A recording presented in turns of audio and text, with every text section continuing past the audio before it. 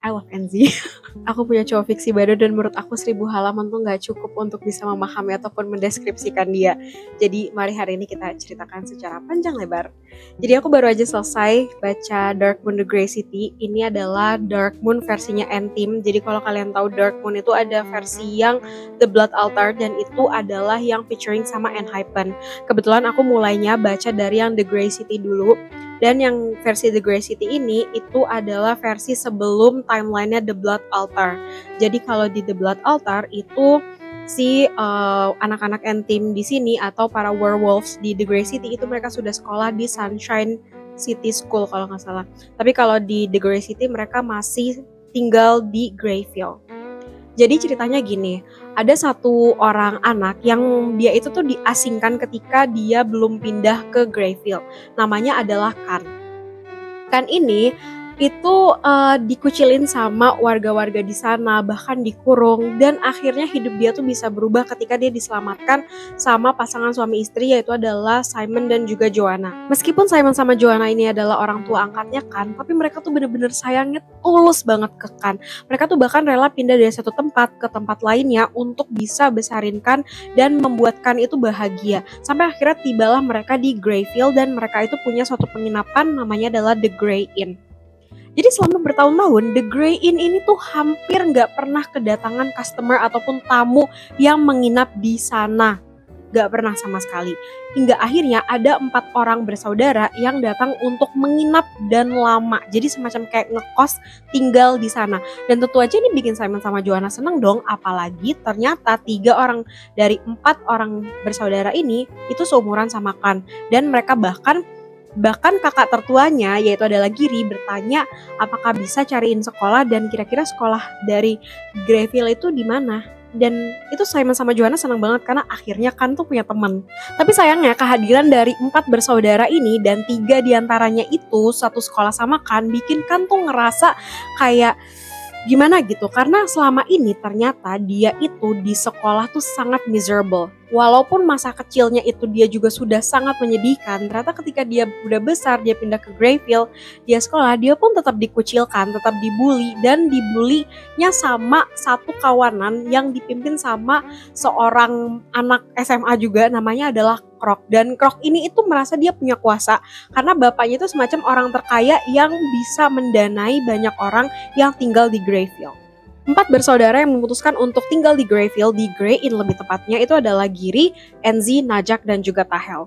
Dan mereka berempat ini bukan manusia, mereka adalah werewolf, tapi mereka menyembunyikan identitasnya demi tidak dikejar sama vampire. Jadi mereka itu punya tujuan guys pindah ke Greyfield. Tujuannya adalah supaya mereka bisa menghindari dari vampir. Jadi gimana ceritanya mereka berempat ini bisa akhirnya bersama, itu adalah masa lalu mereka terhadap massacre yang yang dilakukan sama vampire di daerah tempat tinggal mereka dulu yaitu di Mahabastep. Kalau teman-teman tipe yang suka sama found family, terus suka juga bacaan tentang werewolf dan ataupun pernah nonton ataupun baca Twilight, menurut aku ini salah satu cerita yang cocok untuk kalian baca. Walaupun di Kindle aku total halaman itu adalah 1011 halaman, aku merasa aku baca ini gak terlalu lama untuk ukuran 1000 halaman ya teman-teman. Kayaknya kurang lebih 3 mingguan gitu.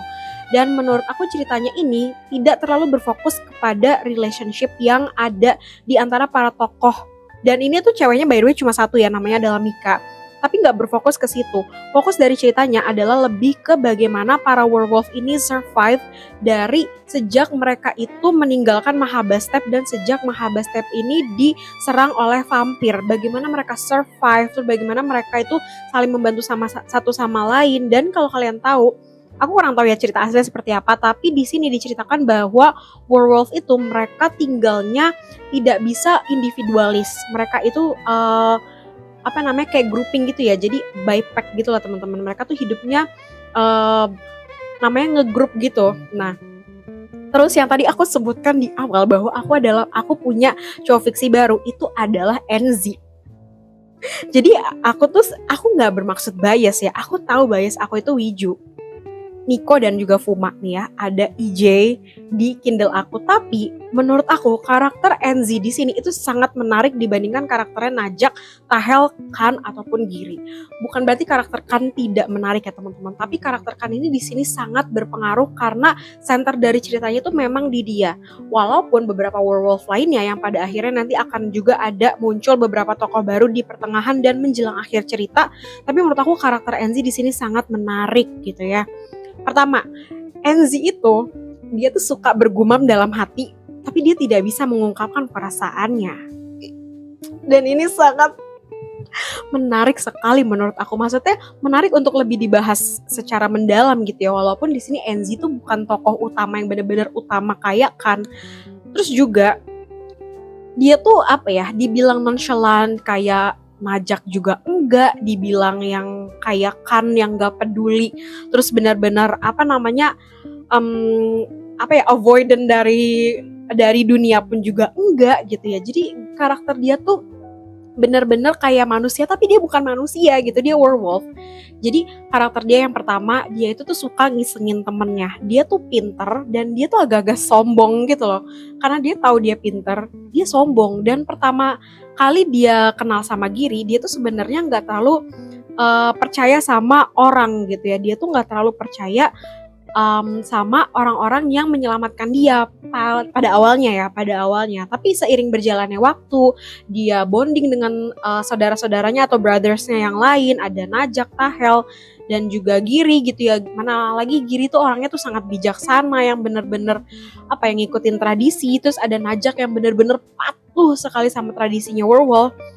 Kadangkala itu tuh jadi challenge untuk Enzi yang sebenarnya sedikit rebel. Tapi justru menariknya di situ, cerita dia tuh sangat tidak monoton karena sifatnya dia tuh benar-benar satset gitu loh. Jadi malu, jadi salting. Dia tuh benar-benar satset. Aku nggak bias sama sekali ya. Aku mungkin sedikit bias karena aku suka Wiju kali ya. Tapi aku suka sih sama karakternya Enzi di situ. Selain itu, menurut aku karakter ceweknya di sini si Mika itu tuh sama sekali tidak menye-menye. Dia tuh tipe yang kuat, tegas dan iya sebenarnya sih rada kelihatan kayak kelihatan banget kalau emang center dari ceweknya tuh ya bener-bener cuma dia doang kan. Gimana ya bilangnya, kayak Twilight gitu loh yang ceweknya cuma satu. Nah sebenarnya kayak gitu. Cuma menurut aku karakternya Mika ini juga menarik gitu dan dia tuh tidak menyebalkan sama sekali, tidak annoying karakternya. Jadi menurut aku masih masuk lah untuk dibaca sama teman-teman yang gak terlalu suka romance. Di luar dari segi betapa sukanya aku sama Enzi itu, aku mau bilang juga bahwa ceritanya itu benar-benar menarik. Entah kenapa aku ngerasa kayaknya walaupun si The Grey City ini misalnya bukan ceritanya Entim, aku bisa aja sih baca. Tapi kan pada akhirnya aku baca karena aku tahu itu ceritanya dibikinin buat Entim sama si Hype kan. Ya udah akhirnya aku baca. Tapi menurut aku dari segi cerita alurnya runut, walaupun menurut aku ada beberapa scene yang tidak terlalu detail dan beberapa karakter itu tidak terlalu dibahas secara mendalam, padahal sebetulnya bisa dieksplor lagi secara lebih mendalam. Tapi ceritanya seru sih sejauh ini dan aku bisa menyelesaikannya dan bittersweet feeling. Terus ada juga momen dimana aku kicking my feet karena saking gemesnya. Ada scene yang menurut aku sangat lucu gitu ya, terus juga ada harunya, ada kocaknya, terus juga ada sisi dimana kalian tuh bisa mengenal para werewolf ini ternyata karakternya tuh sangat berbeda-beda gitu ya, dan mereka tuh sangat protektif terhadap keluarganya. Dan inilah yang menurut aku bikin si cerita dari werewolf ini found family-nya tuh sangat-sangat amat berasa, karena mereka semua tuh tidak saling saudara yang kayak maksudnya kalau di manusia gitu ya, bukan saudara kandung gitu. Mereka tuh bisa hadir karena mereka diselamatkan sama Giri. Nah cerita background story seperti apa itulah yang menjadi kuncinya, jadi aku tidak akan nge-spill di video ini. Jadi menurut aku kalau kalian suka Entim, kalian Lune, kalian belum pernah baca, kalian bisa baca si The Grey City ini, baru abis itu kalian bisa lanjut The Blood Altar.